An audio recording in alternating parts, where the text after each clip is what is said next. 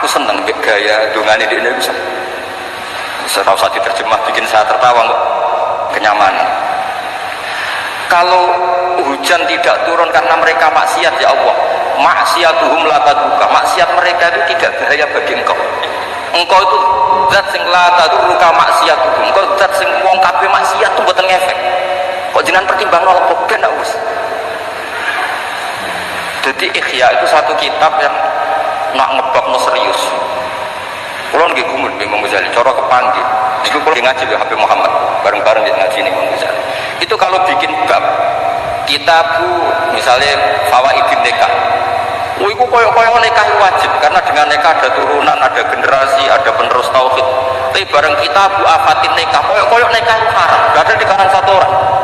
Gara-gara nikah katut bojo, gara-gara bojo akhirnya pola, gara-gara anak, wes urip.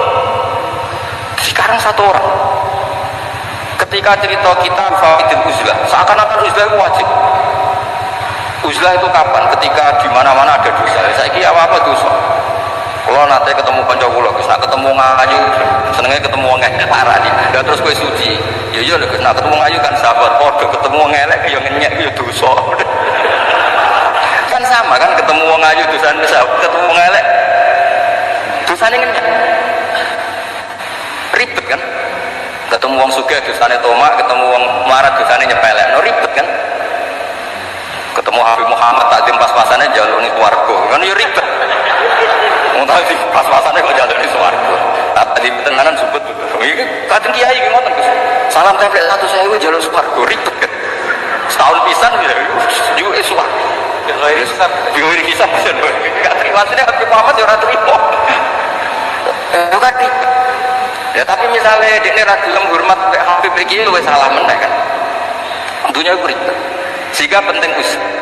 Tapi ketika Imam Ghazali ngarang kitab Afatil Usul, gara-gara uzlah kalau taklimu umat Rasulullah Muhammad sallallahu alaihi wasallam, ono syiarul jamaah, gak ada syiarul din, gak ada syairullah. Wong nak uzlah kabeh, iku ora ono kebaikan, ora ono kebenaran, anane maksiat. Jadi pas ngarang Fawaidul Uzlah kaya-kaya uzlah iku wajib. Pas ngarang Afatul Uzlah kaya-kaya uzlah iku sekarang oleh satu orang ketika ngarang kita berrojak koyo-koyo hubungan di Allah itu nyaman senyaman-nyamannya. Saking nyamannya rojak di situ itu Imam Ghazali cerita nanti ketika di mahsyar itu lama ditanya sama Allah, gimana kabar kalian? Saking kudine ulama itu tiga berdosa ngeluh semua. Tapi ada ulama sing ngendikan nggih Gusti dosa kula kathah, tapi sing jelas boten enten dosa sirik. Jenengan janji nak dosa liyane sirik jenengan sepuro, niki ketajiran sepuro. Ternyata Allah suka yang ini. Ya wis tak sepuro, tak sepuro. Itu di kitab Rojak. Tapi ketika ngarang Abdul Khauf, wes lu kabeh. Kamu jangan terjebak tertipu oleh tempat yang paling soleh, paling baik. Kurang apanya surga? Gara-gara kesalahan Nabi Adam terdiusir dari surga. Kamu juga jangan terjebak tertipu dekat sama orang hebat, orang soleh ketika kamu tidak bisa meniru kesolehan itu. Kurang dekatnya Abu Jahal, Abu Lahab dengan orang-orang soleh di sekitarnya, tapi tidak bisa memanfaatkan orang-orang soleh itu. Oh belum cerita betapa keliru terus ketika ngarang bab-bab. Jadi ketika ngarang bab rojak seakan-akan hidup semudah itu, ketika ngarang bab khauf seakan-akan hidup itu sesulit itu. Dikarang oleh satu orang. Itu namanya Imam Hujjatul Islam Al-Ghazali. Kalau nggak ada kitab Ihya itu ada sekitar 5 kalau cetakan Tuha Putra ketika saya ngaji dengan Mbah Mun. Terus kitab yang pernah saya pelajari harfan-harfa itu pakai cetakan DKI dari kutub ilmiah.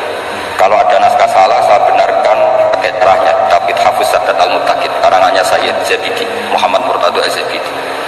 Beliau dengan kita kira-kira ya saya Mbah Mun, Mbah Zubair, Kiai Fakih Mas Kumambang, terus beliau pernah ngaji Kiai Mahfud Termas, Kiai Mahfud ngaji abahnya Kiai Abdullah, Kiai Abdullah ngaji Kiai Abdul Manan.